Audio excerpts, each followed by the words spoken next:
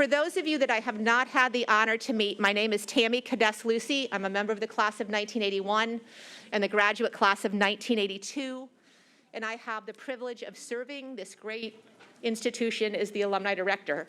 Welcome home to all of you.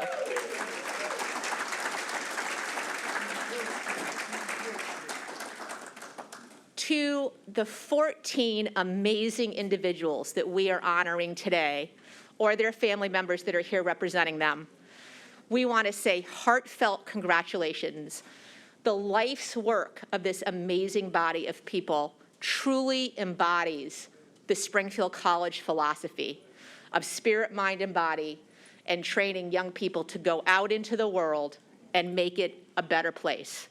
When you think about the world we live in today, there is nothing that you can point to that is wrong with our world, and there are some things that are wrong, that we are not training amazing students who you've met throughout this weekend to go out into the world and help fix. And the 14 people we are honoring today are a shining example of that. It is now my pleasure to introduce Kurt Asherman, trustee, class of 71, Distinguished Alumni Award recipient, RMC for the morning.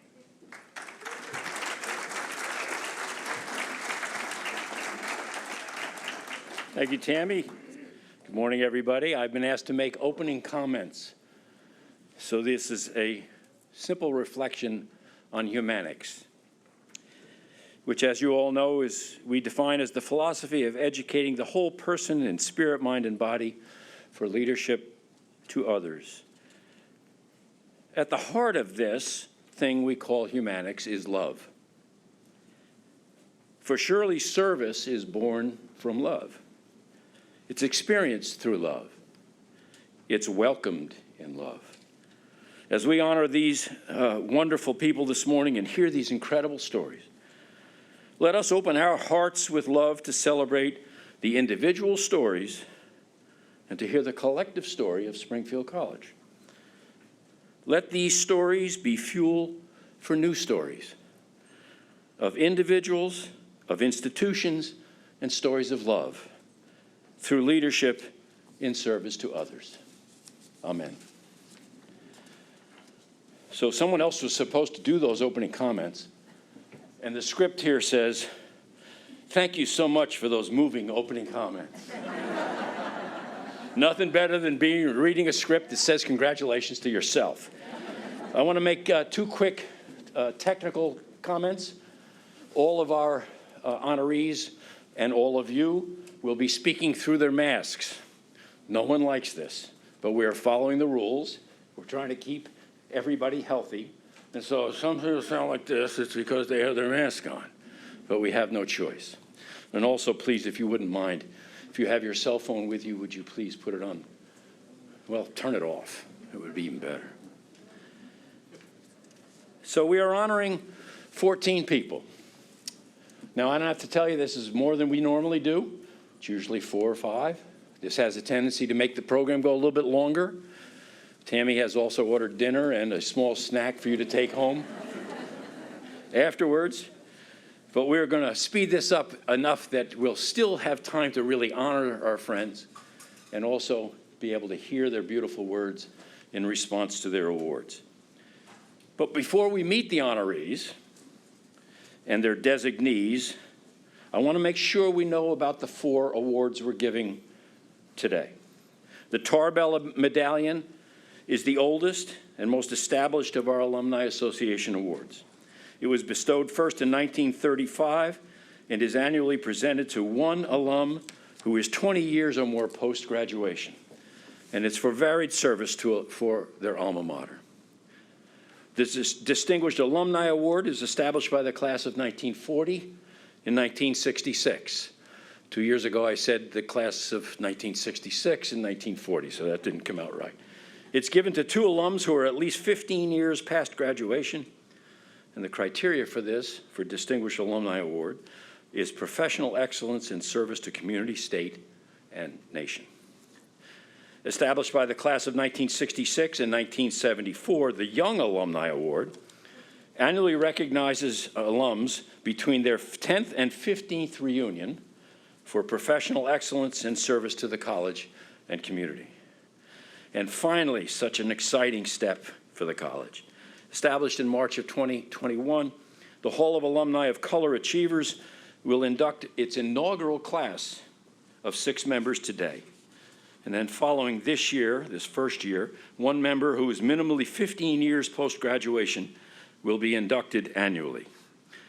This award recognizes outstanding achievements of Springfield College alumni of color who reflect and commit and express the commitment to Humanics.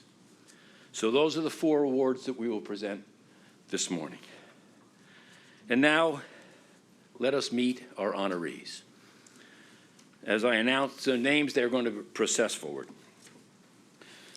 Standing in for our first honoree, John Ma, class of 1920, graduate class of 26, is international student Yan Lo, who is a PhD candidate and, like Ma, hails from China. Representing our next honoree is Florine Betty Amos Williams, who is the sister of the late, great Harold Amos, class of 1941, and who is 93 years old.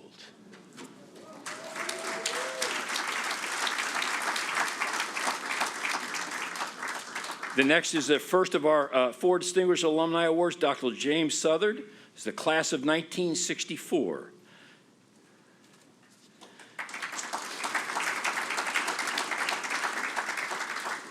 Representing the Hall of Alumni of Color Achievers inductee and legendary Tuskegee Airman, Dr. Roscoe Brown, is our own current student trustee, Sabrina Williams, class of 22. Standing in for our next honoree, Donna Hutchins, who is the class of 1969, and for the Distinguished Alumna Award is current softball player, Ava Fernandez.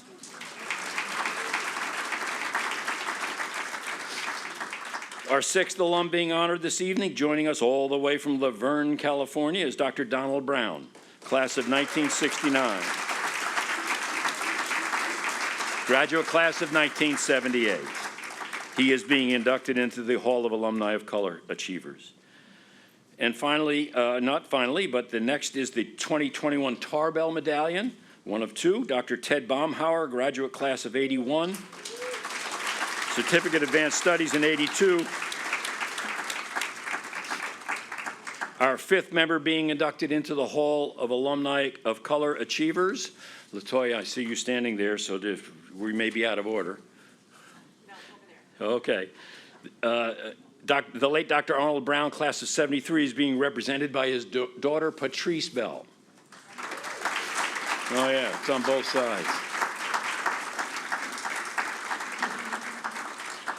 Another Young Alumna Award, Latoya Franklin, class of 2007. Another Young Alumna Award, Ashley Reeves Meegank, class of 2006. Dr. Carlton Pickron, class of 1979, graduate class of 82, is our next Hall of Alumni of Color Achievers inductees.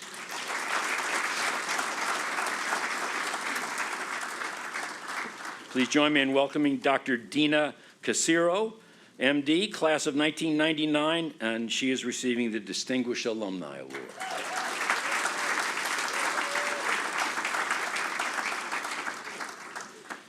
And coming to us from Bermuda, getting a Distinguished Alumni Award as well, is Branwyn Smith King, class of 1978.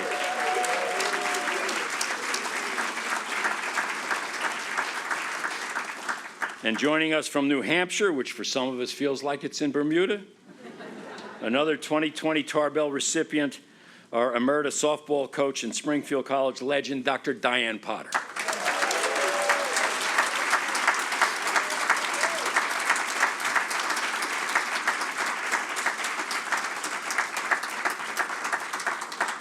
So I'd like to ask Alumni Council President Anthony Sarich, class of 2000. I said it wrong, didn't I, Anthony?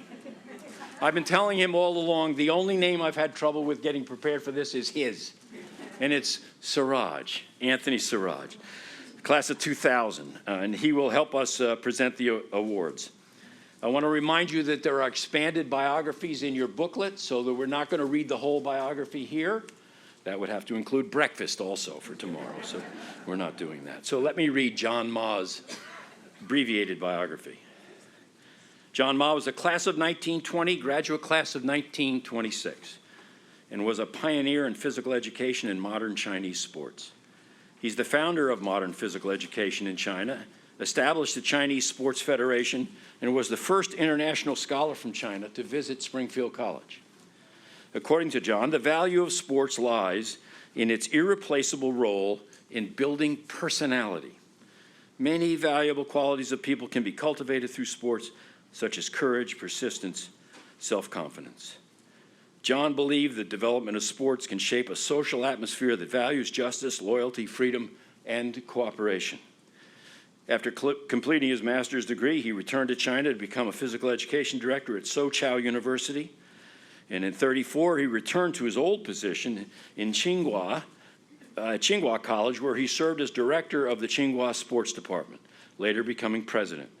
In 1936, he led the Chinese delegation to the Summer Olympics. John's son and son-in-law, both involved in elite levels of physical education, and followed in his footsteps, received degrees from Springfield College as well. Anthony and I are proud to present John Ma with his award and distinguished alumnus. He's not with us, by the way.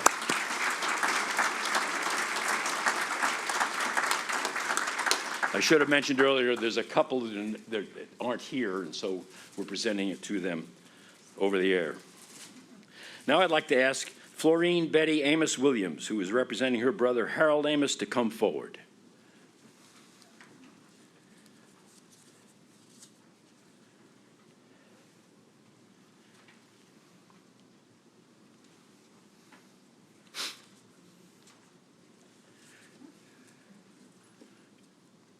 Thank you. And let me read Harold Amos's biography.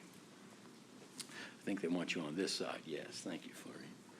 Dr. Harold Amos, class of 41, came to Springfield on an academic scholarship during a time when scholarships for African American students were very, very rare. Harold majored in biology, minored in chemistry, and graduated summa cum laude. The following year, he worked as a graduate assistant in the biology department, the first person of color to do so. The first African American to head a department at Harvard Medical School, Harold served as chair of the Department of Microbiology and Molecular Genetics from 68 to 71 and 75 to 78. As an advocate for underrepresented populations, Harold actively promoted National Institutes of Health programs for minority college students. And he helped establish the Hinton Wright Biomedical Society, an association for minority scientists in the Boston area. Harold was honored many times by his alma mater, Springfield, receiving the Tarbell Medallion, the Distinguished Alumni Award, and an honorary degree. And he served the college both as Alumni Council President and a trustee. He was the recipient of numerous awards and accolades, and after his retirement, he became the first national director of the Minority Medical Faculty Development Program of the Robert Wood Johnson Foundation. The program was created to increase the number of faculty from historically disadvantaged backgrounds. I am proud to induct Harold Amos into the inaugural Hall of Alumni of Color Achievers.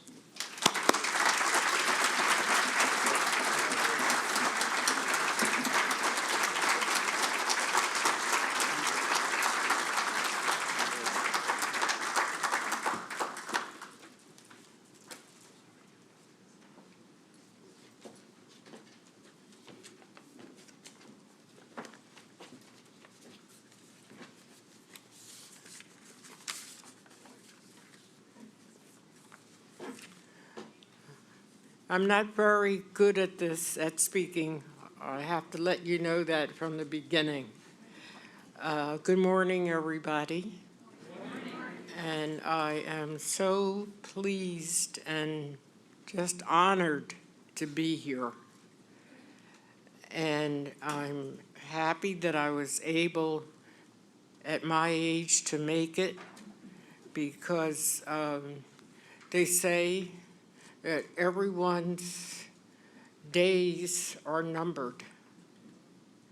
And to most of you here, my numbers are very short. So you can understand that I am very happy to be here and able to travel and to do this, just to speak, just to be here. Thank you. My birth name is Florine Elizabeth Amos. When I entered first grade, my mother entered me as Betty Amos. So I went all through school, grammar school, junior high, and high school as Betty Amos. I am the sister of Dr. Harold Amos, Professor Emeritus of Harvard University, and his last surviving sibling. There were 8 of us, and Harold was the 6th of those 8. Born to Howard Raymond Amos and Iola Johnson Amos. There's really not that I remember about growing up with Harold, because there was a 10-year age difference. When Harold left for college, for Springfield College, I was only 7 years old, so I really don't remember it very well. And it seemed like to me that Harold was always away at school, college, Army, etc. What I do remember is how happy we all were when Harold would come home for a visit. Lots of times it was around Christmas time. I do remember that. And we would all sit around the living room, and he would play the piano. We would beg him to play the piano for us. He played the piano very well. And I also remember 3 of his favorite songs. One was Claire de Lune, Warsaw Concerto, and Concerto in B-flat minor. And those 3 songs are ingrained in my brain. And I can hear the tunes in my head. We lived in a small town of Pensacola, New Jersey, and everyone knew my brother because when we all knew that he was coming home, coming to town, everyone was happy. They wanted to see Harold Amos. He would sit and chat with a lot of the neighbors, and he was always willing to chat. He would talk to anyone. He would talk to a bum on the street, or he would talk to the president of a large company. I remember one time he went to a large Nordstrom department store, and I don't remember what he was looking for, but he checked the trajectories, and it said that what he was looking for was on the first floor. Well, it wasn't on the first floor. He found it on the second floor. So he informed the manager that your trajectory is incorrect. Would you please have it corrected? And the manager was just astonished, and he started a conversation with Harold. They had a nice conversation, and when they finished, he offered Harold a position, I don't know of what, in his store. He said he would like for him to have a position in his store. And of course, Harold just declined, never told him that he was a professor at Harvard University. He also had a keen sense of humor. We had a brother named Howard. He was named after my father, who was 4 years younger than Harold. And I am told that when they were little boys, Harold decided that their names were too much alike and people were getting them confused. So he decided that he and everyone else was going to start from that day on calling him Jack. Your name is Jack.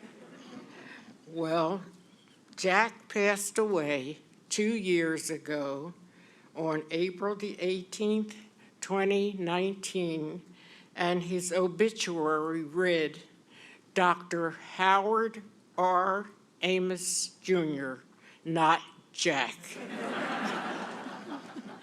There are so many stories that I could tell, but I would just like to thank you for the privilege of talking about my brother Harold. He was really a great person, not because he was my brother, but everyone that I have met that knew my brother, they all say the same thing. So as to his many accomplishments, I would just like to ask you to Google Dr. Professor Harold Amos, Emeritus, Harvard University. Thank you.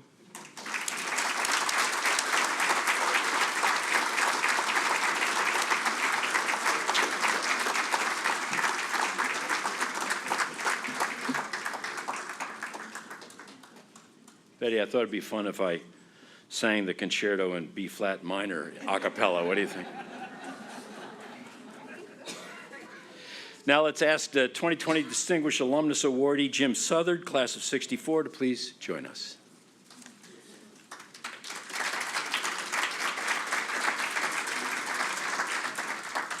Dr. Jim Southard developed an interest in biology and chemistry while at Springfield College, setting the stage for a long and successful academic career in academic research. After graduating in '64, Jim completed a master's degree and a doctorate in food science at UMass. Currently a professor emeritus of surgery at the University of Wisconsin, he has vast experience in development of scientific basis for effective organ transplantation, the development of 4 patents for organ preservation solutions, and the development of a University of Wisconsin's organ preservation solution for cold storage of organs. And everyone thinks we're nothing but physical education. Jim has received many honors, including the Outstanding Speakers Award from the American Association of Clinical Chemistry, the Transitional Science Award from the Transplantation Society, and the Emeritus Faculty Award by the University of Wisconsin Medical Alumni Association. Jim's passions include his profession, including leading a men's ministry at his parish and singing with the men's group.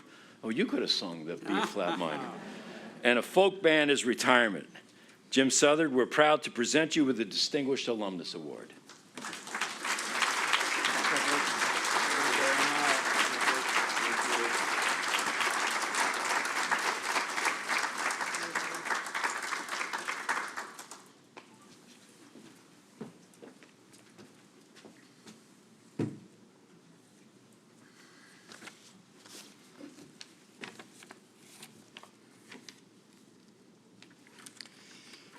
A gracious and heartfelt thank you to all who have made this award possible, and especially to those who played a role in my selection, to Bob Hamill for his thoughtfulness, and Maria Crawford for all her work on my behalf, and all those I am forgetting. This is a very rare and very valued distinction you have given me. To be chosen and stand before my distinguished fellow Springfield College alumni and friends to receive such a recognition is a huge honor and a big deal for me. Thank you. Any success comes from our Heavenly Father, Almighty God, and additionally from my cherished and faithful, loving wife for 58 years, and a family of unimaginable devotion, faithfulness, and kindness to me. Looking back, I see how my life unfolded. My interest in biology and chemistry took roots here at Springfield College, which prepared me for a career studying how to preserve human organs for transplantation, how to lead a research team, how to think and how to study. This resulted in the development of the University of Wisconsin Organ Preservation Solutions. which are currently used clinically around the world and remain the gold standards 35 years after their development. But anybody can go through a similar process at their institution. This growth and career development is common among college graduates. But Springfield added something to my life that is very unique among most American colleges. Springfield College motto, spirit, mind, body, empowered my heart forever and has been a guiding light for me to righteous living. The wisdom of the founding fathers of Springfield College in the 19th century had a plan for a college that would not just educate the mind, but transform and renew the spirit and body so we could effectively be of service to humanity for a lifetime. And it is an enduring source of strength for me. These men knew that life was more than facts and knowledge. They knew that real life required exercising the body physically as well as mentally, not just for personal gain to look and feel good, but for effective and energetic service to our families and others, so we, Springfield graduates, could be useful to the world. Springfield taught me well. The founding fathers knew also that the mind must be exercised, not just filled with facts, but filled with the wisdom for living right that comes from God, so that we Springfield grads can live in a courageous and a moral life, giving more than getting. Springfield taught me well. And they knew also that the effective use of our bodies and wisdom, our whole life depended upon exercising our inner being, our spirit, not that of mysticism or drummed up enthusiasm, but from the Spirit of God Himself. And He alone provides us with the guidepost for living a moral life of service and joy. Springfield taught me well. After all, we were designed by God for a joy unimaginable that comes from a life of dedication to developing our spirit, mind, and body for the purpose of helping others and serving a family. This college is unique among all colleges. Springfield College is a proud and rare institution among many great American universities. Our greatness comes from the insight of our founding fathers and you educators who live the motto of spirit, mind, and body. This proud distinction sets us apart. Springfield taught me well. How proud I am to receive this award from my college. You, the people that made up Springfield College, has done me and my family very well indeed. And I pray to God for your continued success and thank Him for the experiences here that have taught me for a lifetime the joy of being a graduate of Springfield College. Springfield taught me well.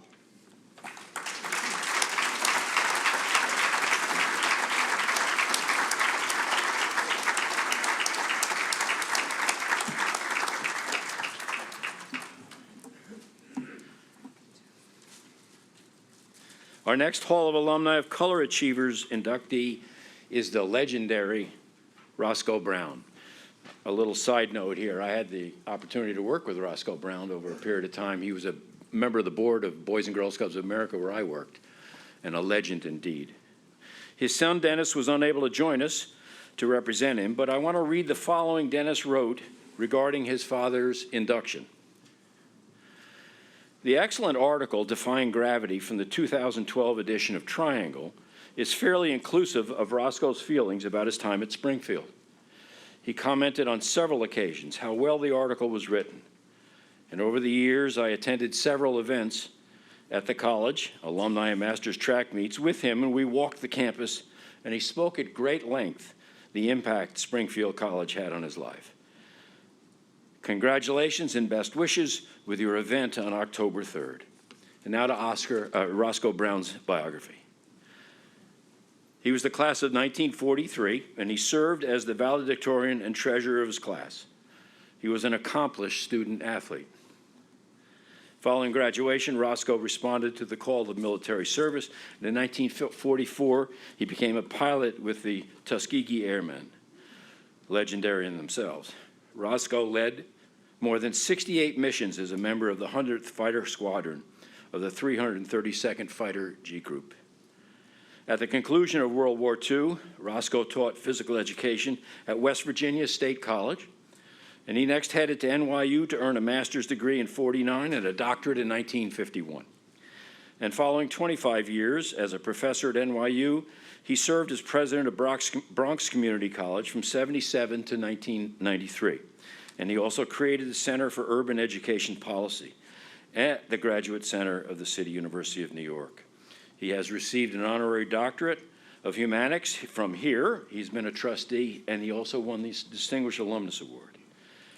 He hosted a television program, African American Legends, and he won the 1973 Emmy Award for Distinguished Program with his weekly series, Black Arts. And he published numerous articles and contributed to several books. He also completed 9 New York City marathons. Yeah, listen, how about this? The last one was when he was age 80. So we are pleased to induct Dr. Roscoe Brown into the Hall of Alumni of Color Achievers.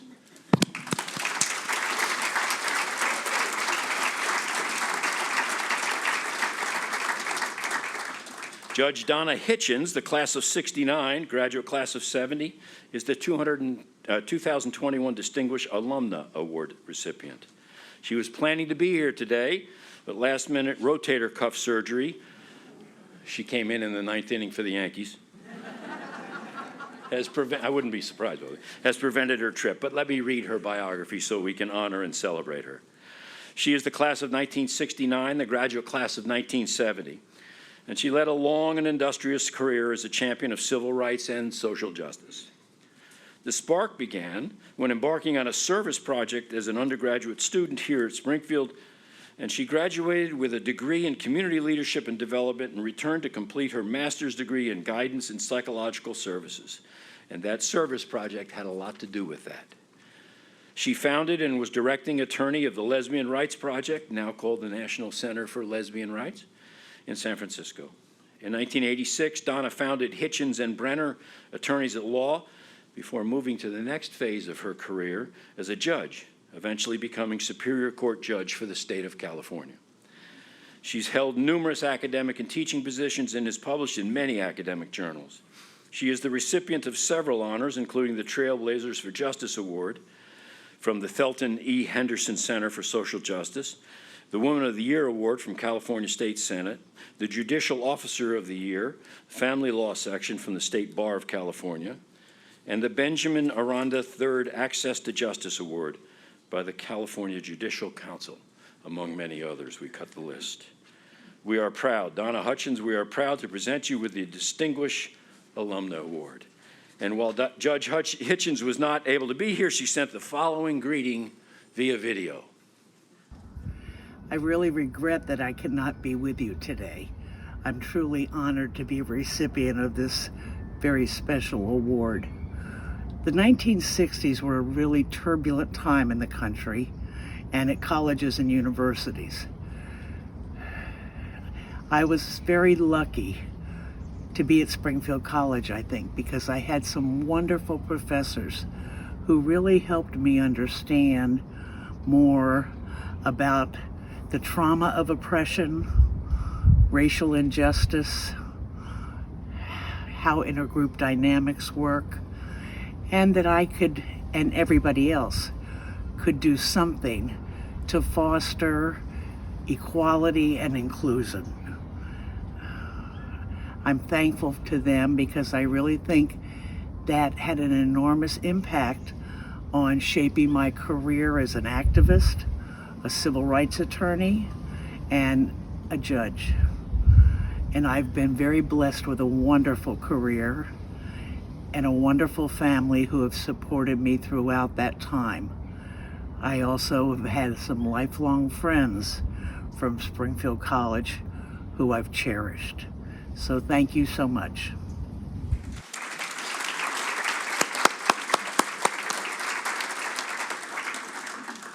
Our next inductee to the Hall of Alumni of Color Achievers is Dr. Donald Brown, class of 1969, graduate class of 1978. Please come forward, Dr. Brown.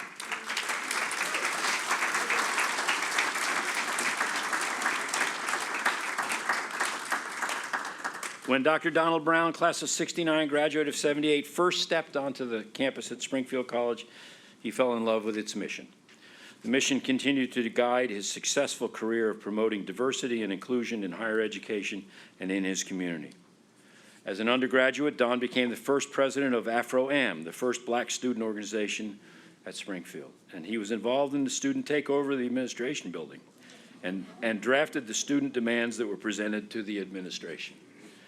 After graduating, Don became assistant director of the Upward Bound at the University of Massachusetts, and later he became the youngest director of Upward Bound in the entire nation. In '78, he began working at Boston College as the founding director of the Office of African American, Hispanic, Asian, and Native American Student Programs. And by the time he left, the four-year retention rate of students in the program had increased from 17% to 95%. Don, you don't get 3 applauses here, okay?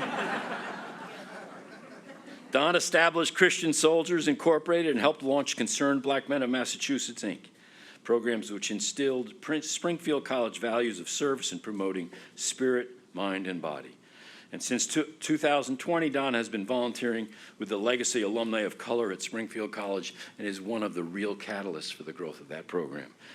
Dr. Brown, we are proud to induct you into the Hall of Alumni of Color Achievers. Thank you so much.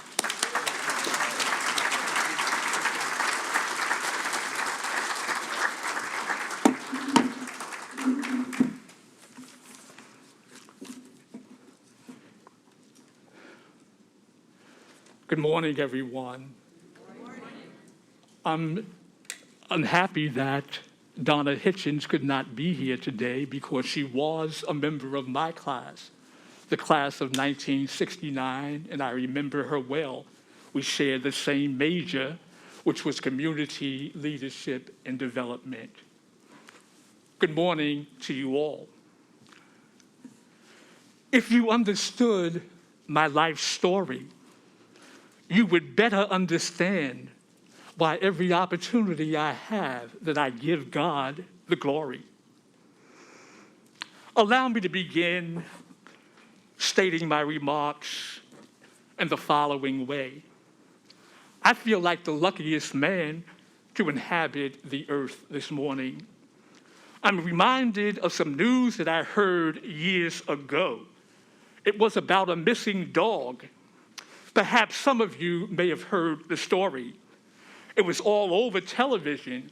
The story read as follows: lost dog, brown fur, some missing because of mange, a skin disease, blind in one eye, deaf, lame leg because of a recent traffic accident, slightly arthritic. The dog goes by the name of Lucky. Before I share a tad bit of my story, I want to acknowledge and congratulate all of the honorees. What an honor it is to be included among the ranks of such august individuals who ever entered the gates of Springfield College. I want to thank my dear family and friends who thought enough of me to travel near and far, from near and far throughout this nation to cheer me on. I also want to hasten to thank President Cooper, Alumni Director Tammy Cadet Lucy, and Vice President for Community Engagement Calvin Hill for making this outstanding weekend possible. Now, a tad bit of my story and why I give God the glory. I was accepted to this very special institution in 1965 after having fallen in love with the school motto, spirit, mind, and body, in service to others. Admissions director at that time, William Lammers, accepted me to the college despite my having only scored 650 on the SATs. My earliest experiences at Springfield College were rough, to say the least. The culture differed vastly from my beloved South Bronx where I was born and raised. Unlike virtually all of my classmates, I didn't have a home to go back to during those periods that we were out of school. God favored me. He favored me by injecting into my life some very special people. They became lifelong friends. Still among us, except for Ernie Jones, are Dr. Alonzo Sherman, my roommate, going back to 1966. Dr. Sherman is in the audience today.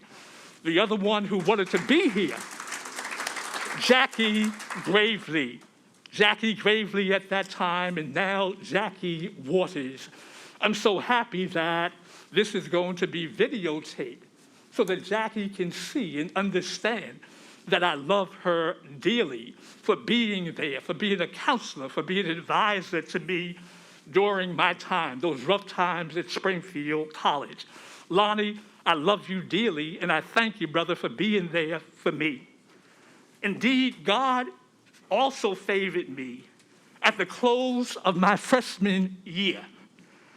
He introduced me to a gentleman who was about to start a program for high school students, just like me when I was in high school, who had high levels of motivation and potential, but needed support in order to graduate and move on to post-secondary education. I met that man in this place that was formerly the beverage center at the lowest levels. It was a snack bar. I met Mr. James White. Mr. White offered me a job as resident assistant in the Upward Bound program, where I worked every summer but one while I was at the college. Upon graduating from Springfield, I was offered and accepted the position of assistant director of that program. And a year and a half later, at 23 years of age, I became the youngest Upward Bound director in the United States of America. My preparation at Springfield College, my work at the University of Massachusetts, where Upward Bound was located, and ultimately my work at Boston College, where I gained expertise in student retention, placed me on a trajectory to develop strategies aimed at creating men and women of character by cultivating their spirit, mind, and bodies for service to others. I have historically used the language and incorporated it into my life work. The statement is simply this: my life is devoted to increasing the academic, social, cultural, physical, and most important of all, spiritual growth and development of especially youth. In my work with young people, I have oftentimes mentioned that these things are important because they prepare one to serve others. And what does the word service mean? The late congressional representative Shirley Chisholm said, "Service is the rent we pay for the privilege of living on this earth." Oh, how I wish I could share other parts of my story, and you would better understand why God gets all the glory. Indeed, I will bless the Lord at all times, and his praise shall continually be in my mouth. Thank you, Springfield College, for honoring me. I will forever consider this the highest honor that I've ever received because my journey began here in September of 1965. Thank you also to my immediate and extended family and my dear friends. By family, I also mean the members of the legacy alumni of color who have blessed me this year and during my earliest years at Springfield College, dating back to 1965. Indeed, I am feeling like the luckiest man on earth. I thank all of you, my Springfield College family, for being here today, for making the right decision to pursue this institution and to support this institution because it is so worthy. Good morning to you all. God bless you all, and thank you so much.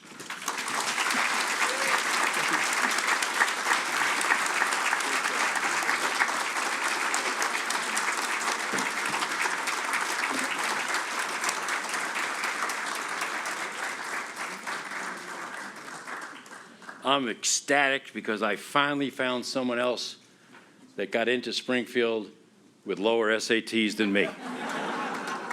I didn't think that existed, Don. I didn't think anybody.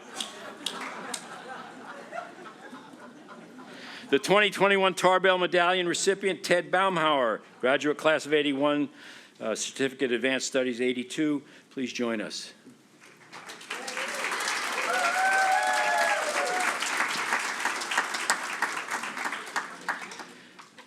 After graduating from Thiel College, Dr. Ted Baumhauer, graduate class of 81, Certificate of Advanced Studies 82, decided to enroll at Springfield College in pursuit of a master's degree in student personnel administration. It was here that he found a place that felt like home. And he also found both his future wife, Judy Ford Baumhauer, class of 83, and a faculty that influenced who he was as a person and as a professional. And I can tell you, Judy had more influence than the faculty did. Yes or no? Yeah? Okay, just checking. Yes, dear. Thank you. Ted never strayed far from Alden Street, and over the last 3 decades, he's been a fixture as a volunteer for the Alumni Association. And he and Judy are members of the College President's Council, having been consecutive donors for the last 23 years.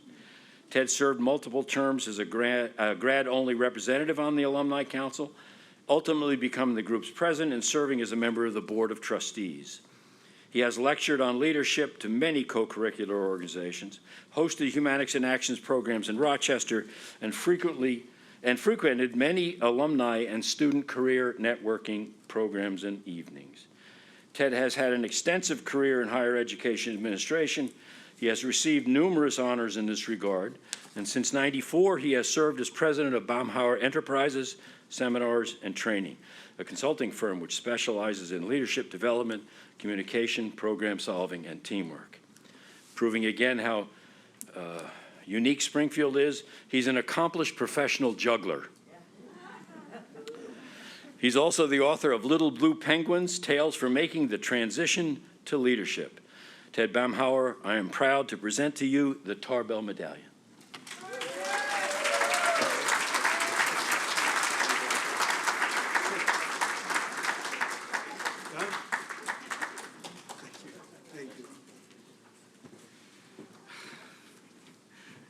Thank you. I have to disagree with Dawn. I think I'm the luckiest person. And maybe Lou Gehrig. The first time I heard about Springfield College, I was right out of Thiel. And I heard that there was this Springfield type of person. And I didn't hear anything else, but I was curious and I wanted to know. From the very first time I came here, I found out what that meant. It meant that people held the door open for you and people said hi to you. They looked you in the eye when you walked on campus. We all know it. We've all done it. We're Springfield types. And I'm sure we all have our stories. The reason that happens, it comes to the students, from the faculty and the staff, the people that are here that make this institution. My story was about Al Patapah. I was his teaching assistant my second year. And it wasn't in the classroom that Al affected my whole career. I took a phone call from him one day from some random office. I don't know if you even remember this, Al. And I'm like, what do you know about what they do? He said, nothing. I don't know anything about what they do, but they all have to work together as a team. If there was backlighting, Rona Downey wouldn't have done any better. It was like the clouds opened up. You mean you can do that for a living? Shaped my entire career. Teamwork. I was lucky enough to work in the admissions office with people like Bob Palmer, John Wilson, Fred Bartlett, Ellie Fuller, the whole team, Don Shaw. I saw teamwork. what a great group. And that's where I met my wife. Talk about life-changing. Our poor kids grew up singing, "Show Me the Scotchman," worried about other people first. Think of others first their entire life. They grew up knowing their aunts and uncles from Springfield, Paul Frusciante, Brenda Ross, and no other, Kevin and Pleat and Kate Purcell, and the woman that only needs one name, Tammy. This place attracts special people because of the faculty and the staff. I am so honored to be one of those Springfield types. Thank you so much.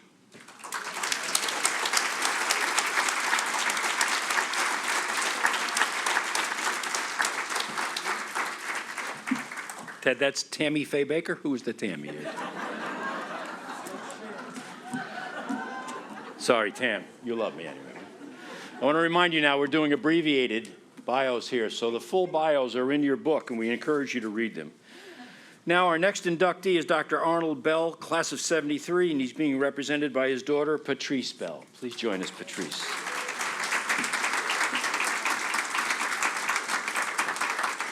Dr. Arnold Bell, a class of '73, was a dedicated trailblazer in the areas of sports, physical therapy, athletic training, and higher education. He holds a bachelor's degree in physical education, and he went on to earn a master's degree in exercise science from Columbia University, a physical therapy certification at NYU, and a PhD in higher education from Florida State. After graduation, Arnold established the physical therapy department at Florida A&M University. In '84, he served as a physical therapist for the Olympic Organizing Committee at the Los Angeles Games, and he then served as chief athletic trainer for sports shooting and heptathlon at the '96 Centennial Games in Atlanta. He made history in '91 when he became the first African-American board-certified clinical specialist in any area of physical therapy by the American Board of Physical Therapy Specialties. Arnold continued as a full tenured professor at Florida A&M until his death in 2013. His contribution to the world of sports, physical therapy, and athletic training spans the lives of students and athletes and sports professionals worldwide. Patrice, we're proud to induct your father, Arnold Bell, into the Hall of Alumni of Color Achievers.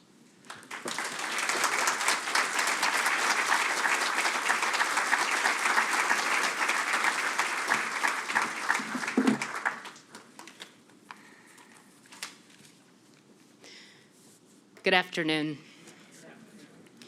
To the President, Dr. Mary Beth Cooper, to Dr. Calvin Hill in the Office of Inclusion and Community Engagement, and to Tammy Kettis-Lucy in the Office of Alumni Relations, we, the Bell family, say thank you for this prestigious honor, an honor for my father, Dr. Arnold Tucson Bell. I am Patrice Bell, his eldest daughter. Dr. Bell's passion was simply to service and uphold the integrity of the athlete.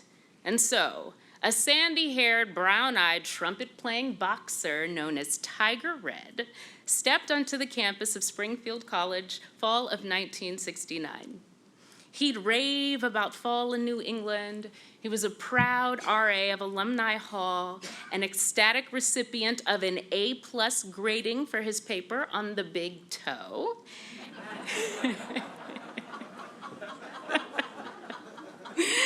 And the curator of his own Sunday jazz radio show, which served both the Springfield campus and greater New England area. Springfield was his springboard for an inspiring career in sports physical therapy and athletic training. The letters PhD, MS, PT, SCS, and ATC/L came to follow his last name and earned him the nickname the Alphabet Man among his peers. There are too many achievements to name, but perhaps I can repeat Dr. Bell's establishment of the physical therapy program at Florida A&M University, a historically Black college and university here in our country. His role as chief athletic trainer for sports shooting and heptathlon at the 1996 Olympic Games in Atlanta, and his history-making stamp in 1991 when Dr. Arnold Bell became the first board-certified clinical specialist in any area of physical therapy as an African American.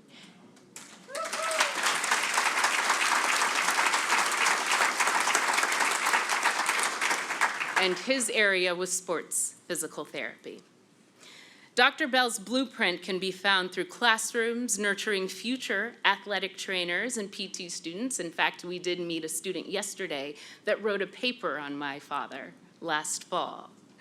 On sports sidelines, offering rehab worldwide, and in athletes who have returned to optimum performance, including this dancer that stands before you. We, the Bell family, widow Lois Bell and daughters Anjanae and Antoinette Bell, thank you, the fabric of Springfield College, for this recognition. Thank you to our father's classmates who have joined us today for this honor and provided an undergraduate family and support system for one another when times were tough and racially charged on this campus.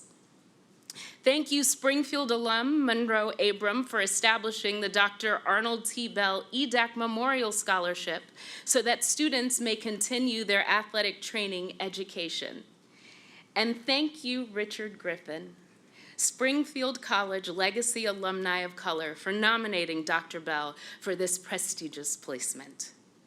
We hope that diverse students of Springfield are encouraged by his life, and that all students of athletic training and physical therapy can look to Arnold T. Bell as a trailblazer, standing tall, on strong toes, and athletic integrity.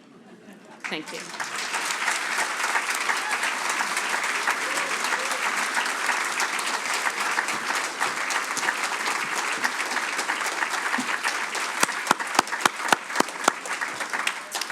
Now it's my pleasure to invite Dick Whiting, the president of the class of '66, to come forward and present the Young Alumni Awards.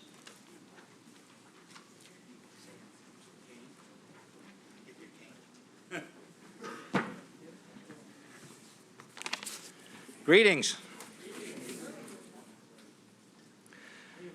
I'd like to ask our 2020 Young Alumni honoree LaToya Franklin, class of 2007, to approach the podium.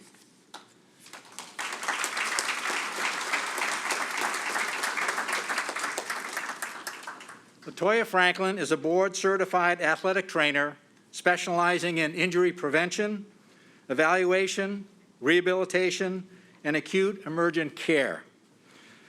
She has a passion for social justice and healthcare, specifically bridging the athletic training services gap at the secondary school level, which disproportionately affects Black and brown student athletes.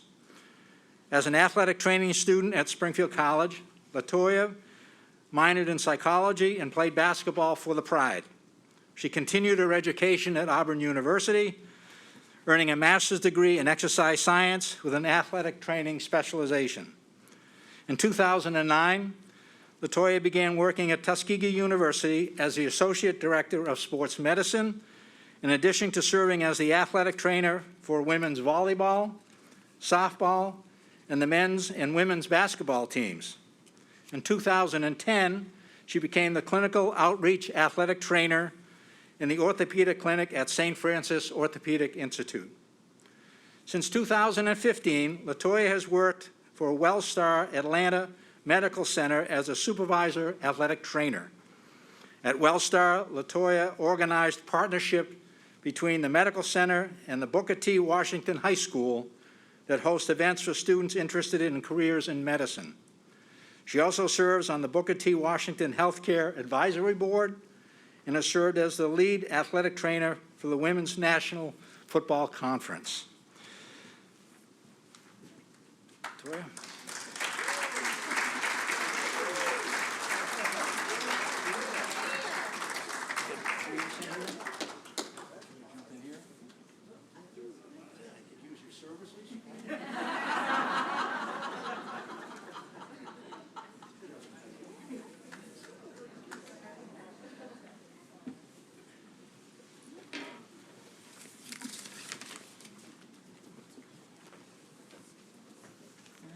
Hello, everybody. I just want to say I'm honored and humbled to be selected as the 2020 Springfield College Young Alumna recipient. A special thanks to the Alumni Selection Committee and to whomever nominated me for this award. In what often feels like a thankless profession, I'll speak for myself. I know there's some other athletic trainers over here. It feels great to have my contributions to athletic training and the Atlanta community recognized here today. I want to thank my family who's here. You've been unconditionally supportive throughout my career. I've missed so many holidays, birthdays, and events through the years. I can't count how many work calls and emails I have to answer or I've answered when I've been with you all. Thanks for being so understanding. To Charlie Redmond, Barkley Duggar, Wayne Rodriguez, Sue Geyer, and Mary Barnum, thank you for laying my foundation. Without any of you, I wouldn't know what it means to be an athletic trainer, nor would I know how to run a program and to run one well. And finally, like a few others have said, the motto here of Spirit, Mind, Body at Springfield College has stayed with me. It's a constant reminder to represent something that's bigger than myself.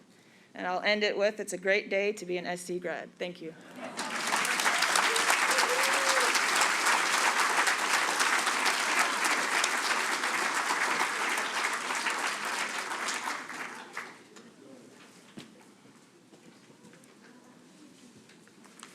Now, I ask that our 2021 Young Alumni honoree, Ashley Rees McGank, class of 2006, approach the podium.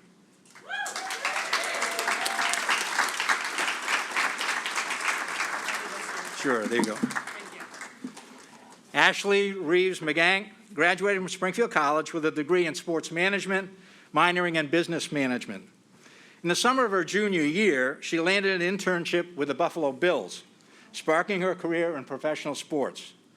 After graduating, she became a marketing partnership graduate assistant with the Buffalo Bills.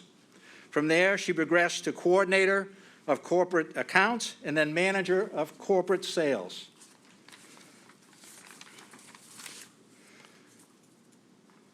Okay. She's got a long bio here.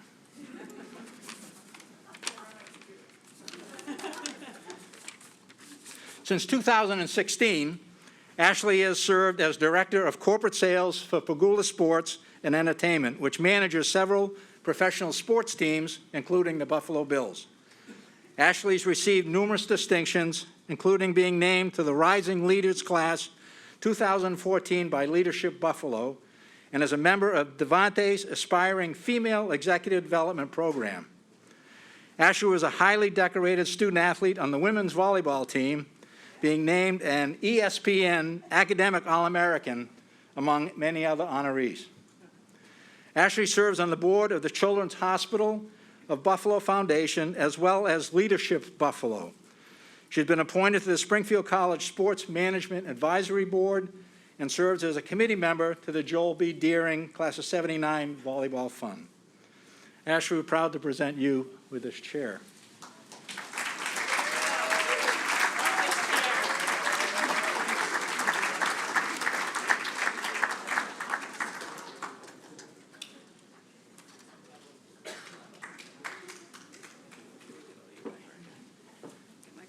Ashley wanted to know why we were giving her a rocking chair to Ashley and LaToya. It's like, you know, they're young, they can move around still. No, it's more like my friends over there are wondering when the Christmas party will take place and where the chair will be. All right. All right. My commentary started with good morning, but it is good afternoon, everyone. Good afternoon. Love it. So I was fortunate to come back to Springfield a few weeks ago to celebrate 50 years of women's volleyball, and notably the Coach Joel Deering, whom I am blessed to have here today, along with my friends, Erin, Amy, Kate, Audrey, as well as Coach Kevin Lynch and Diane Deering. Thank you for being here today. Prior to that, I have not been back to campus in several years, so to see the beanies and the energy brought back so many great memories. Who still has their beanie here today? Love it. As Dr. Poizan stated, It was great to be home. I would like to start by thanking the Alumni Relations Office, Maria Crawford, wherever she is, Maria. Way in the back, okay. As well as the nomination and selection committee for these awards. I am truly humbled and honored to be standing here. I know my husband, who's on FaceTime, mother, father, stepfather, and children all wish they could be here with us today. They are all present in Springfield spirit. In accepting this award, I began reflecting on my journey to Springfield coupled with where I am today. I can now fully understand why I was so drawn to this special place. Springfield College brings together a group of individuals comprised of students, faculty, staff, coaches, community influencers, good people who are diverse in thought and background. But more importantly, this is the commonality this group shares, as at our core, we are all rooted in our passion to serve others. I feel like we've all heard that a few times today. Just as I look at my row, my dear friends, 3 of whom are teachers molding the minds of our future, 1 community influencer, and 2 coaches who have positively impacted hundreds of families, not to mention a retired nurse who is a wife of a coach, and that is a true saint. When we all came here, we wanted to fuel that fire within us, and fortunately, learning and practicing the Humanics philosophy was, and still continues to be, what makes Springfield truly special. I believe I am standing here for that very reason. As you look at my resume, you'd likely say I've had a very successful career in driving revenue for an NFL team. But what I am most proud of is how I've been able to leverage my relationships and success for the greater good, Humanics in action. I've been able to help with curriculum development of SC's sports management program that is near and dear to my heart. I cannot thank John White and Dr. McAllister enough for their willingness to evaluate the program and take advice and guidance from those in the field.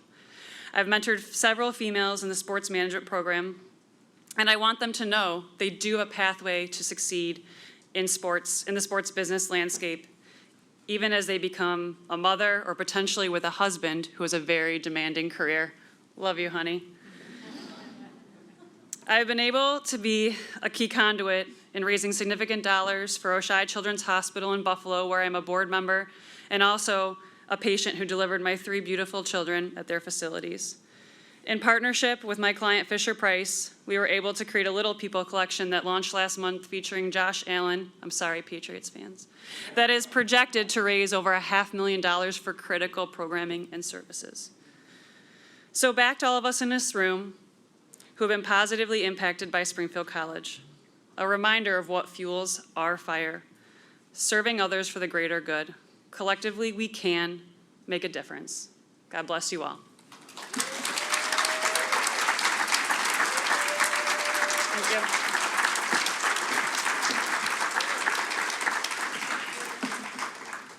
What was that thing she had in her hand? She was reading. We got to get some of those, Tammy. So now I ask our next Hall of Alumni of Color Achievers, Dr. Carlton Pickron, the class of 79, graduate class of 82, to approach the podium.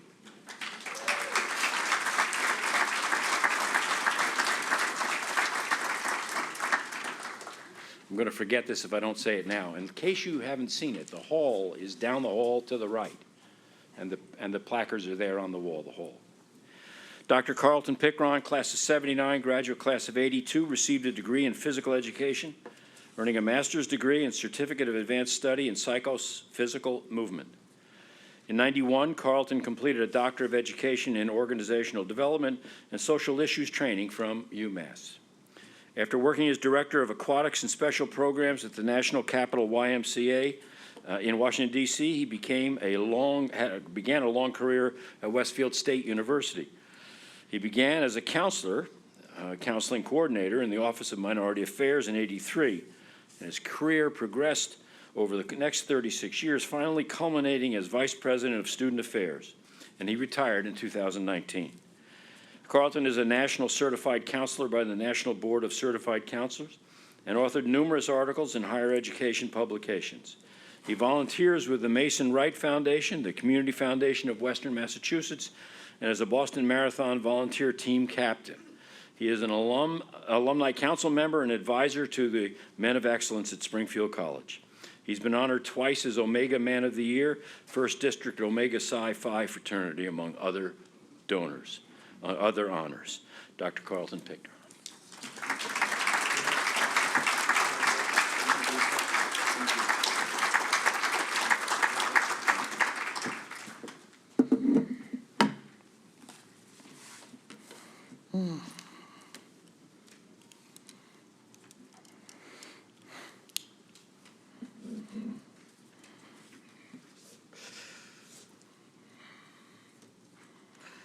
This is the day the Lord has made. Let us rejoice and be glad in it. First, I thank God for the many blessings in my life.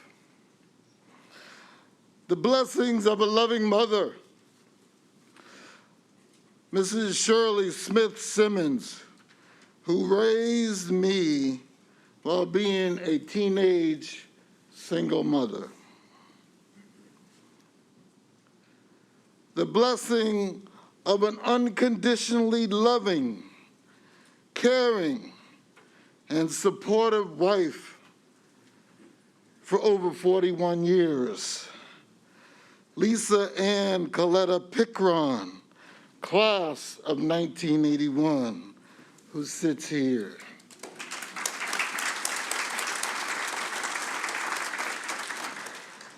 I met Lisa while working my work-study job at the Art Linkletter Natatorium as a lifeguard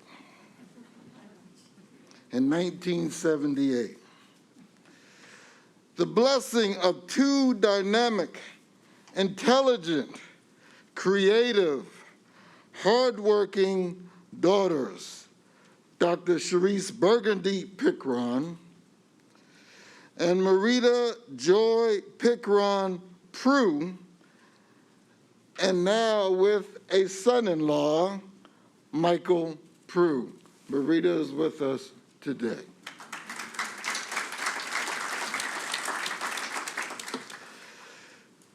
To all of the honorees today, congratulations.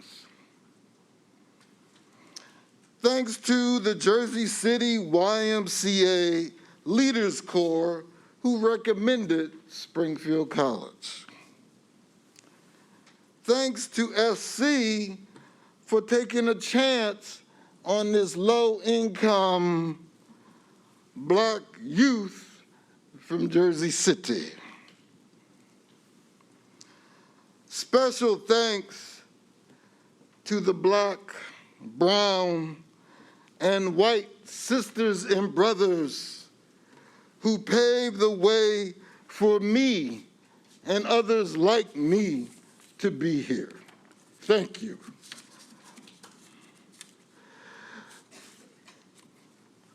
Thanks to my brothers of the Omega Psi Phi Fraternity Incorporated.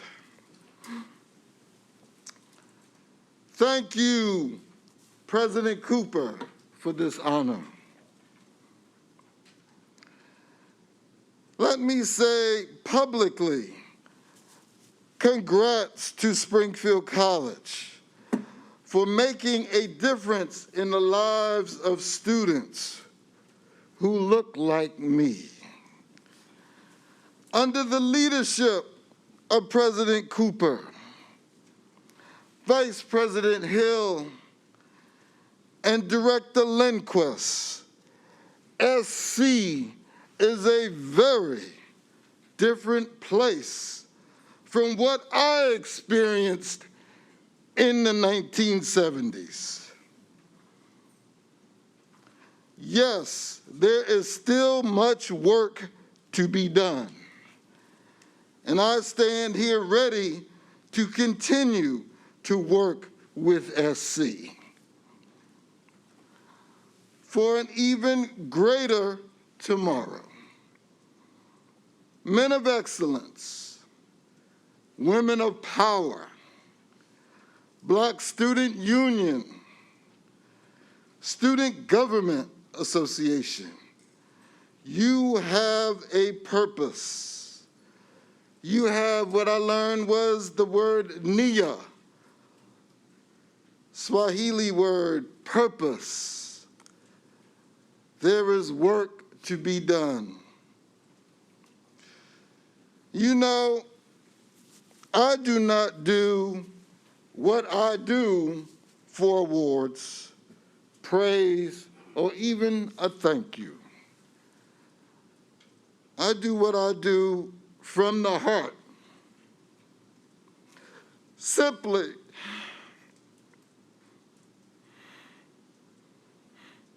uplifting others is the right thing to do. Peace be with you all. Thank you, Springfield College.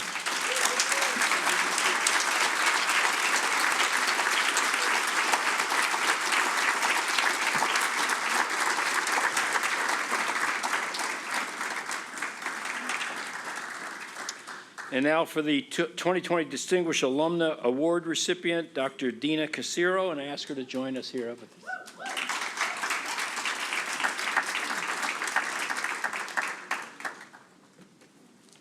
Dr. Dina Casiro, MD, has outstanding clinical and administrative experience in the field of high-profile sports medicine.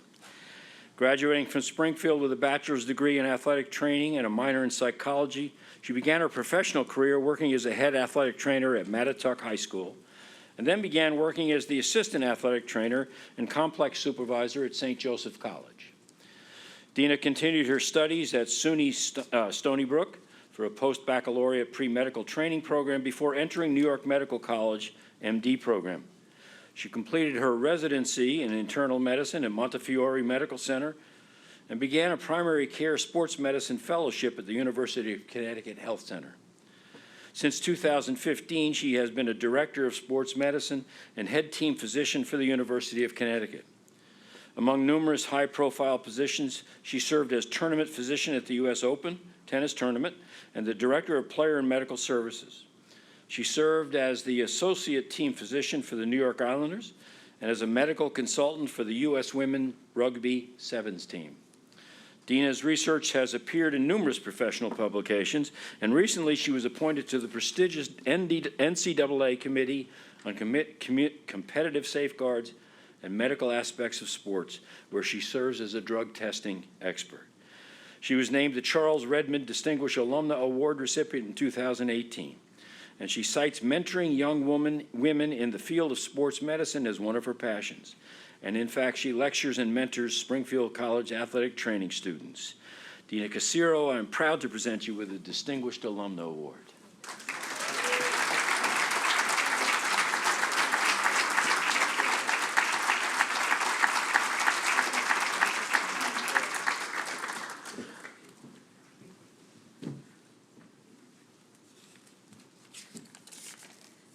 Good afternoon, everyone.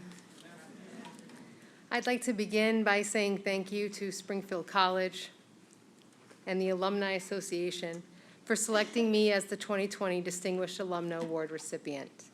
It is such an honor to be chosen amongst the many other accomplished alumni that were considered for such a prestigious award. My time as an undergraduate at Springfield College from 1995 to 1999 proved to be the keystone in the foundation of my career. Upon arriving to campus, I immediately felt a strong connection to the philosophy of considering the spirit, mind, and body in all that I do. The interconnection of these three entities and how they feed off one another would continue to be an underlying theme for me and my work. I have adopted this philosophy in both my personal and professional life, and it has served me well on my path to mindfulness and in my mission of practicing athlete-centered medicine. In my years since graduating Springfield College, I've graduated medical school, completed a residency in internal medicine, a primary care sports medicine fellowship, and worked in sports medicine as a team physician at the high school, Division I collegiate, and professional levels.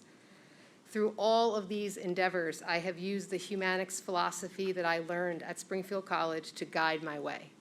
It has made me a better person and a better physician.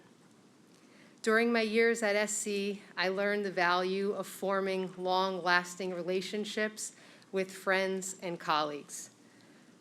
Charlie Redmond, who's here today, one of my earliest mentors in sports medicine. I remember the day I had to tell him that I wanted to be a doctor instead of an athletic trainer, and I was terrified because I didn't want to. And he was so supportive and so fantastic. My college roommates, who remain my best friends, Nicole and Jessica, who are here with me today. Thank you guys so much for your undying love and support. My mother, who's here today, without her, I certainly would not be the woman I am today. And coming to Springfield College would not have been possible if it wasn't for you. So thank you, Mom. I love you so much.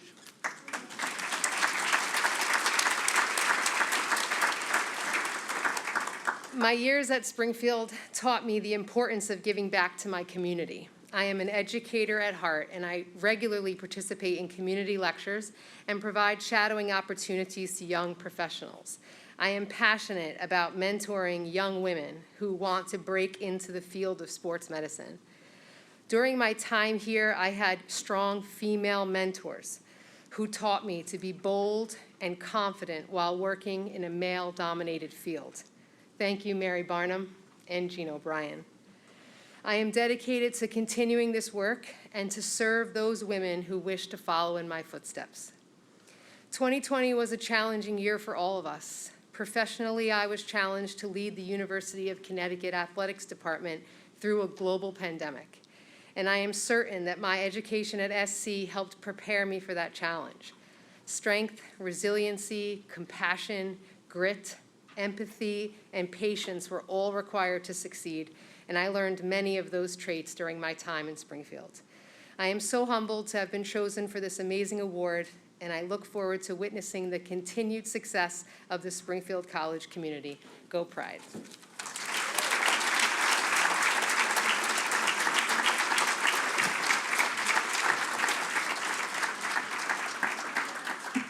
By the way, Dina just got off an airplane at 3 o'clock, was it, in the morning? University of Connecticut lost a squeaker by 2, so she's a little down today. Our next honoree for Distinguished Alumna Award recipient is Branwyn Smith King, class of '78.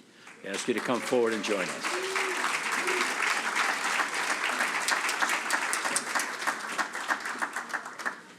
Arriving from her home country of Bermuda, Branwyn Smith King, class of '78, graduate class of '79, came to Springfield and found a home on the women's track and field team. She graduated with a degree in physical education, concentrating in athletic training, and continued her education with a master's degree in physical education with a concentration in athletic administration and teaching. A high school physical educator, she went on to become an athletic director at the United States Naval Air Base in Bermuda. And in 1982, she returned to her passion, becoming the head women's cross-country and track and field coach at Tufts. In 1984, she was named physical education director, and in '87, she became assistant director of athletics and senior program administrator at Tufts, positions that she would hold until her retirement in 2017. Upon her retirement, Tufts renamed the second home track meet of the indoor season the Branwyn Smith King Invitational in her honor. She returned to Bermuda to work as the executive director of the Bermuda Sloop Foundation until 2020. And since then, she has been Secretary General for the Bermuda Olympic Association, where she oversees all aspects of daily operations.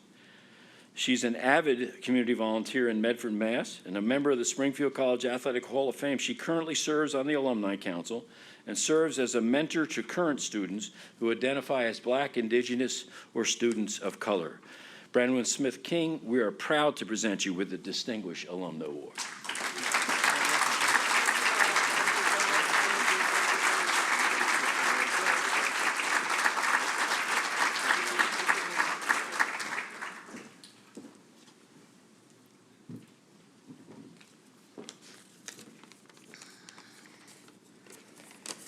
I suppose I should take the glasses out for this occasion. And thank you, everyone. Good afternoon and greetings from my little island of Bermuda. I hope you'll all come and visit us sometime. We open our arms to you. First of all, I'd like to send congratulations to all the honorees today. Sitting there and being second from last, I'm like, oh, gee, I should have mentioned that in my little acceptance. But listening to everyone's comments, I could just say ditto. Springfield had a huge influence on all of us. So congratulations to all of those who are nominated and who are honored today. I'd like to take this opportunity to thank Springfield College for honoring me with this prestigious Distinguished Alumni Award. To be nominated and furthermore to be chosen goes beyond my wildest dreams. I would say back in, I'm not sure, early spring, I got a phone call on my cell phone, and it said 617, I believe, Route 617 in Springfield? 413, thank you. And Tammy came up on, I'm like, why is Tammy calling me? And the first thing she said, what are you doing on October 3rd? I said, I have no idea. And she congratulated me, and I think that was probably one of the only times I was speechless, right? And I will forever remember that day, because we had also just purchased a home, and I had just moved in, and so I will always remember that. So thank you to Springfield for honoring me with this greatest award. This award would not be possible without the support of some amazing people in my life over 65 years. And of course, I've thanked Tammy and her staff for all the hard work that they do. I mean, living overseas and getting emails or information in the mail that actually comes to my house now is just wonderful. And so I understand and realize the work that goes into it. So thank you for all your hard work and your staff, and congratulations on a wonderful weekend. I also like to thank, who are not here today, my parents, Hyacinth and Richmond Smith, who back in 1974 asked me what I wanted to do with my life. Of course, I had to leave Bermuda and go away to college, and they brought me here September of 1974, never forget. And my mother actually, in 1 month, goes 91 years old, and I wish she could be here today. But hopefully I will have something to take back and show her, because my dad actually and my mom used to come back and visit me often when I was an undergraduate here at Springfield. They were the ones that really gave me the incentive to take risks in my life. And being a black young woman from a foreign country with an accent and different skin and different everything, you talk about diversity, it was quite a challenge, in the mid-'70s. But my parents were very strong and supportive. And I truly can say that if it wasn't for them, like most of us, I really would not be here today. So thank you, Mom and Dad, wherever you are, Dad. And I also like to thank the 3 big loves of my life, my husband, Adrian. Like many have said, the midnight calls from athletes and the meetings on Sundays and traveling all over the country as a track and field coach and hardly being home. I'm taking care of two daughters, within 3 years of each other. And I was always on the road and coaching and providing for my student athletes. So without Adrian, I really wouldn't have had the career that I had as a coach. And it can be done, ladies. We can have it all. We can't necessarily do it all at the same time, but if you have great support, you can make it happen. So thanks to Adrian. And of course, my 2 beautiful daughters, Akila, who is here today, and having grown up in athletics, and we're very proud of Akila. She's the CEO of a nonprofit in New York City. And my other daughter is home babysitting the pets. So hi, Arancha. And both athletes in their time. And they continue to inspire me to have the best vision of my life and to be the best person of my life. And going back to Bermuda and taking on the Olympic challenge was indeed a challenge.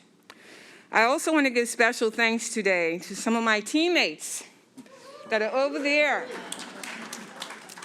Sue North Patterson, who was my freshman roommate. We had a triple over in Abbey here. And from the day we walked in, you're talking about inclusion and diversity, 3 of us that came from 2 different parts of this country, me from overseas, very, very different. And we stayed together as a triple for 3 years, and that was my real introduction to Springfield, spirit, mind, and definitely body, and looking out for each other and being a community. And so thanks, Sue, for your support. Karen Reardon, who was also a teammate, who's here. And we all know Spider Brown, who wasn't on the women's team, but we were all teammates. My good friend Kim DeSemper, Dr. Kim, She was on a track team with us as well and allowed us to be mischievous and raising money for track meets and those types of things. And then the two surprises, and I don't want to miss anybody, but I really do want to mention Mike Arisha. I showed up on campus on Friday, and here Mike was. He was on the East Coast. He's lived on the West Coast for many years. And Skiba, over there, I saw her yesterday, surprise. So it takes a team, right? Like it takes a community. And so for me, being here today is really, really wonderful. I will share that I had the fortunate opportunity of being at Tokyo for the Tokyo 2020 Olympics a couple months ago. I was a little skeptical, but it was a wonderful experience. And to be at the finish line of the triathlon to see our athlete win our country's first gold medal, I thought was the highlight of my professional. Oh, thank you.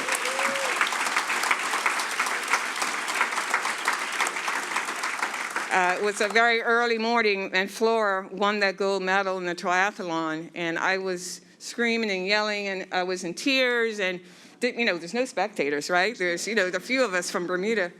And I sat there and I said, to me, that's what all the training I got here at Springfield was about, just to be able to be there to witness that and to feel that. And then as I was listening to the others accept their awards, I said, you know what? I loved everything that Flora went through and so proud of her. But I'll be honest, being here today really is the highlight of my career. So thank you. And finally, I'd like to thank all my friends, my forever friends who couldn't be here today, and family. I would like to also thank all the strong professors and the women, who? Dr. Potter, come on, Mimi Mori, who's here somewhere, there she is with her cowboy hat on yesterday. And as I was a teacher and coach at Tufts, I used to talk about you folks and how strong we felt as young women and empowered to go out in the world and be coaches and athletes amongst the Title IX challenges that we had in the 70s. So I know I missed some of the professors, but thank you for all your help, all your mentoring, and all of your guidance, because the history continues. And so my job now is to inspire some of the younger women. Springfield College, 3 pillars of spirit, mind, and body, which we've heard so many times today, but we cannot hear it enough, has definitely influenced my life since the day I walked on this campus. I hope to continue doing work to help the next generation of young people, coaches, athletes, and community leaders. As a proud alum, I'm truly humbled to accept this award. Thank you very much.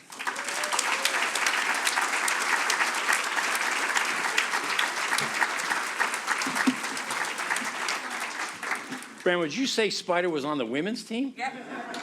Yes, he was. We didn't know him better. We'd think he was kidding. So we've had a good morning. That wraps up our program today. It's been Dr. Potter. Holy cow. So we're going to ask our final honoree, Dr. Diane Potter, class of 57, graduate class 63. Please join us on the podium.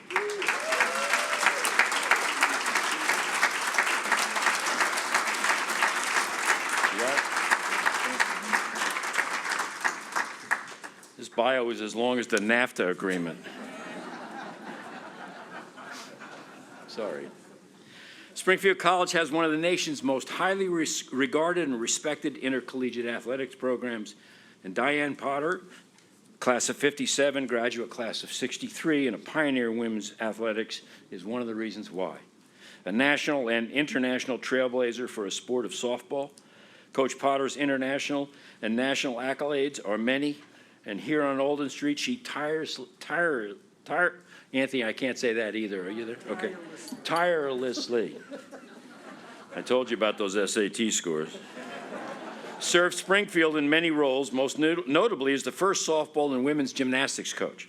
She coached the softball team for 21 years, compiling a 227 and 123 record that included 4 undefeated seasons, and the then school record of 25 wins in a season. She has served as the college's coordinator of women athletics, as the assistant director of athletics. In '85, the Springfield College softball field was named in her honor. And for those of you who were here yesterday, the cutting of the ribbon of the Diane L. Potter softball field was a highlight of the weekend. She became only the second woman inducted into the college's Athletic Hall of Fame. In retirement, Dr. Potter has remained a tireless advocate for Springfield College, and she currently serves on the Alumni Council and as president of the class of '57 and is a member of the New Hampshire Alumni Association Executive Committee. A generous donor, Potter is a long-standing member of the President's Council Giving Society. Thanks to a committed group of softball alumni, the Diane Potter 57 softball funds were established to enhance financial support for the softball program. And this includes establishing the first endowed coaching position at Springfield College, along with an endowed fund designated to support the highest needs of the program. Diane Potter, we're proud to present you with the Tarbell Medallion.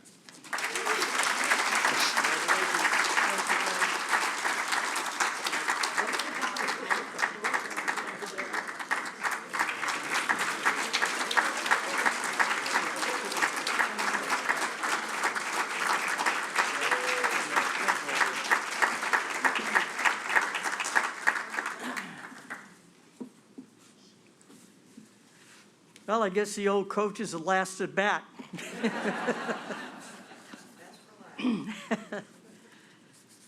And I certainly am deeply honored to have been selected as the 2020 Tarbell Medallion recipient. But I want to tell you, being the last at bat, usually you're expected to, hit a home run. But what an awesome team I am joining that we have honored here today. And I'll tell you, every one of them hit a home run. So there wasn't anything left for me to do except stand up here and talk to you a little bit. I'm delighted to have this opportunity, and I just wish that Donna Hitchens had been able to be here. And I want her to know, hopefully via this, that 52 years ago, I was a rookie coach, and she was a member of the softball team in 1969. And I wish she had been here to get my congratulations in person, but I wish her success, number one, with her surgery, and best wishes to all of the honorees here today. I am so proud to join you this year. Long and admire of Springfield College's collection of the R. Tate McKenzie sculptures. If you've been in the Marsh Memorial, they're there. If you've been in the what used to be the library, I think there are some there too. But the joy of effort that adorns the Tarbell Medallion has always been my favorite. It gave special meaning to me to the pin that Gene Wild presented to us the year that many of us retired, because it is a bas relief of the joy of effort. I think that's the one on this side. And I proudly wear this pin and the 40-plus year pin at college functions and other times, because I am very proud of both of them.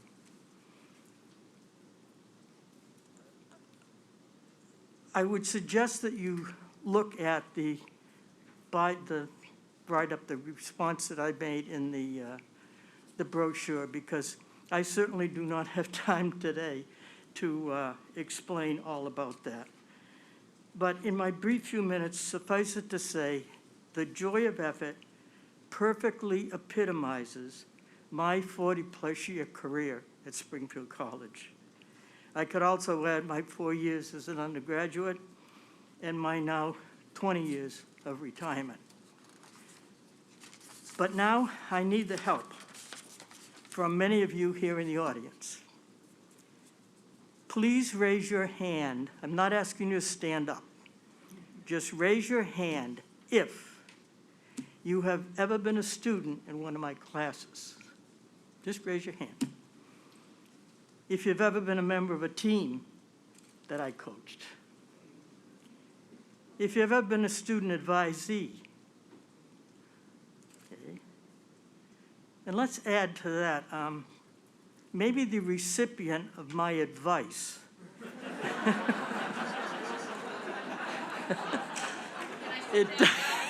Yeah, Mary Beth. It doesn't mean you had to take it. But it's an opportunity for my family and Mary Beth to at least get, involved.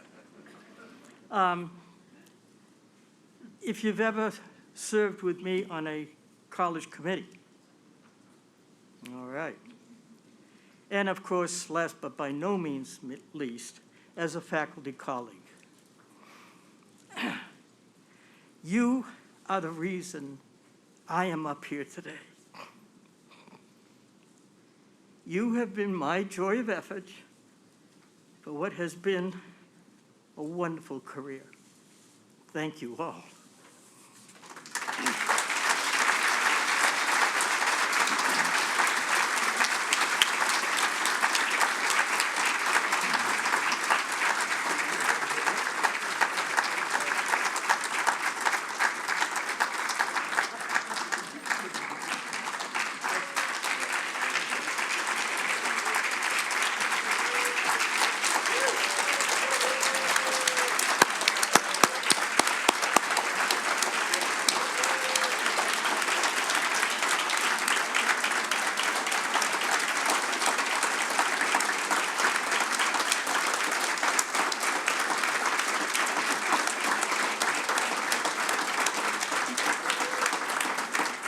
So I can account, I am a proud member of the Been Advised by Diane Potter committee.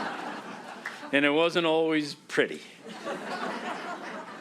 So we're getting close, we're winding down. We've had a great morning together, but we can't end without hearing from someone who's really important to this college.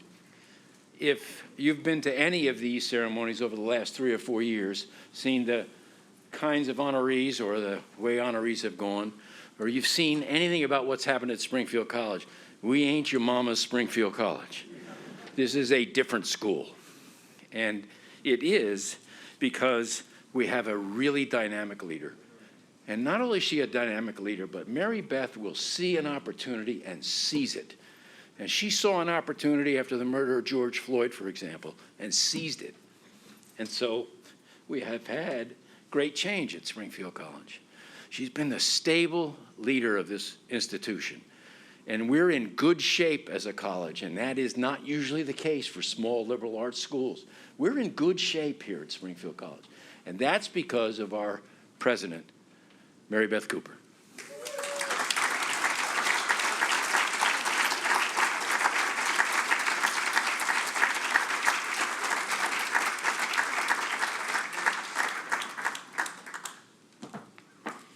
Well, let's give Kurt a round of applause.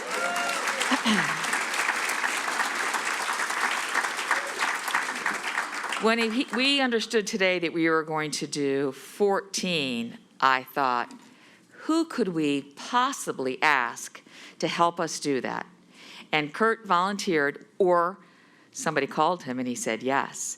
And you did a beautiful job managing a lot of information. And so I am very, very appreciative of you spending time helping us induct 14 incredible people. And so normally, when I close an event like this, I will be taking notes throughout the event to give you just some highlights so as a wrap up to a wonderful morning and early afternoon together. But I'm not sure I'm the sharpest knife in the drawer, but I'll tell you, I wouldn't touch any of your comments and try to cherry pick any of the highlights out, because each and every one of the things that I heard from our inductees today were remarkable. And it makes me so proud to be the president. For me, this weekend has been phenomenal. I know many of you have been with us since the start on Friday. Could it be? A few days ago. Friday, when we started together in recognizing one of our most important deans of all times. And to see the people in the audience that day, I left feeling energized. And for those of you that do know, I live on campus, and I live down on Alden Street. And the pandemic, it was an interesting time. I've been describing it to people that when students aren't present, and certainly when our alumni and our guests aren't present, It's a beautiful campus, and many of you over the weekend have stopped and said, the campus looks beautiful. The campus is, in fact, beautiful, but it is so much more beautiful when it's occupied not only by our students, but by our guests. And so a beautiful campus was just so much more beautiful the last 2 days, and I thank you for that. So I wanted to share with you in my closing comments the 4 H's that helped me survive the pandemic. We all dealt with so many difficult things. It was isolating. It was difficult. We were challenged. We didn't know where to turn. So each night I would go to bed and I would spend some time writing in a journal my 4 H's. And so I offer them to you as a gift today, and in many ways, how I'll reflect on this weekend tonight. So I'm kind of inviting you into my nightly exercise. And they are, first, history. I think every day, what did I learn about the college, about myself, about all the things that were happening that came from our history? Some that is favorable and some that is not. So I'll think about the history that we were exposed to the last 3 days, and my journal will be full. Next, heartache. We had wonderful words from all 14 of our recipients about their time here. And it's easy to stand up here and look back on your time and think about the fun times, the roommates, the Rally Hill, what you may have done, which I don't really need to know about, because there is a period of time that passes and we won't hold you accountable for that. But there were heartaches. We know that from many of our recipients about their time here. There were times where they were lonely. There were times that they wondered if they fit in. They were wondering if they held up the expectations of everything else around them. And so I do spend time thinking about heartache. Even through your comments today, you mentioned some of the people that are not here with you to celebrate.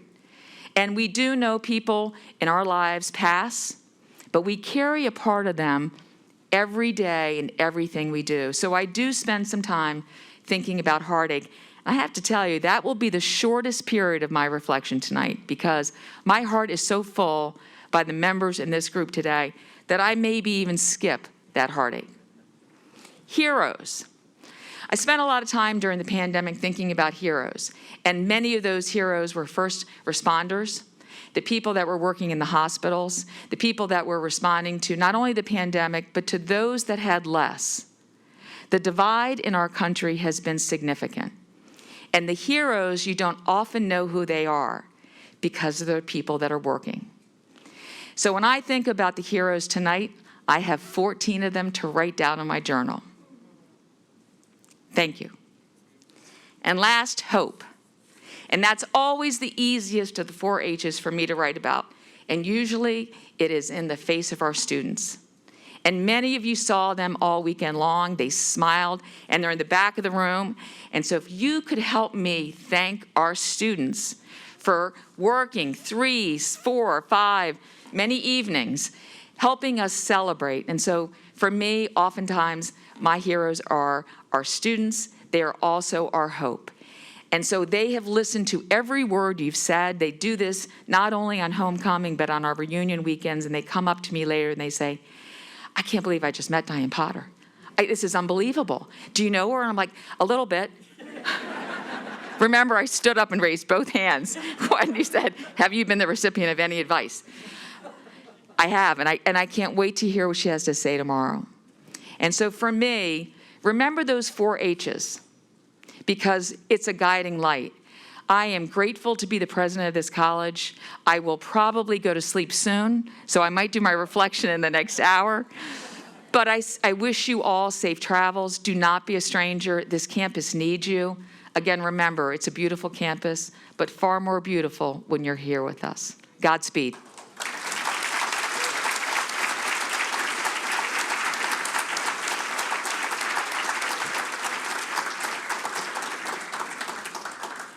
So our 15th honoree, no, we don't have a 15th honoree, I promise. We're almost done, we're almost done.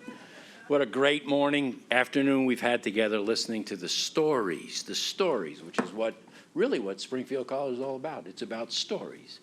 So we have two more things to do. We're going to first sing our alma mater together, because I know you all sing it each morning and each evening. But those who don't, it's on the back of your program, the words. And we're going to invite an international student from Ghana, Chris Antwi, who is going to come and lead us in singing the Song of Springfield. Please stand.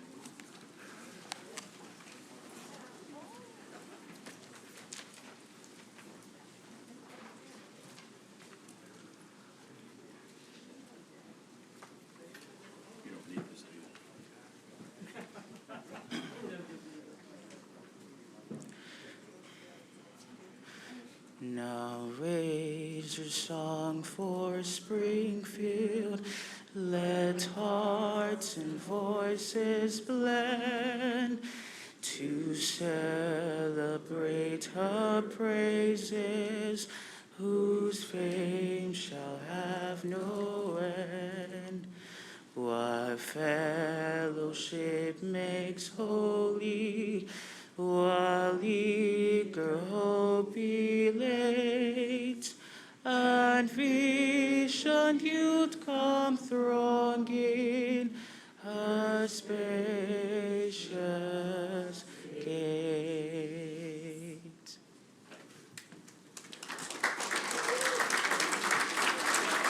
Please be seated for one more minute. So, if you've been to this thing in the last few years, you know at the end I always give you homework. We're an academic institution. You need to take homework with you. And the homework in the past has been kind of fun, you know, bring a kid to school, to the college, recommend somebody for the college.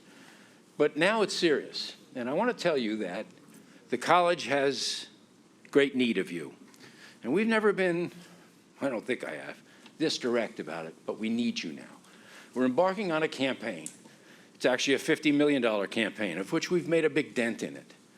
And the campaign is for new buildings, the campaign is for scholarships, the campaign is for programs for things that we absolutely need here at Springfield College. Two of them that I want to highlight, and I know Roger and Linda Moffett are here, raise your hand on it, are designed to help us increase the number of minority coaches at Springfield. We all know this is a problem, that we have not had enough coaches of color. So the Moffett Diversity and Coaching Fellowship is part of this campaign that we're embarking on. And the second part of, or one of the other parts of this campaign, is to develop scholarship funds so that students who are in college can stay in college. Scholarships so that they have the financial resources. Let me tell you how close to home that is. Now I'm getting emotional. Chris Antwi, who just sang the alma mater for us, just had to leave school because he couldn't afford to stay. This scholarship fund is designed to never let that happen again. We should never have a kid here who can't stay here. And so I'm looking at each of you, looking you right in the eye. We need you to show up, as Coach Bugby says. Step up, as Coach Bugby says, and all of us say. We need you to step up now to guarantee that there's never a time when a Chris Antwi has to leave school for financial reasons. So please keep your eyes open. Please talk to our development office. Please have some conversations with people here at the school. And I'm going to be straight out and blunt. Please take out your checkbook. We need support for this campaign to guarantee that the kinds of people we just heard from continue to flow through these halls forever and ever. Drive safely. Thanks for coming. It's been a great one.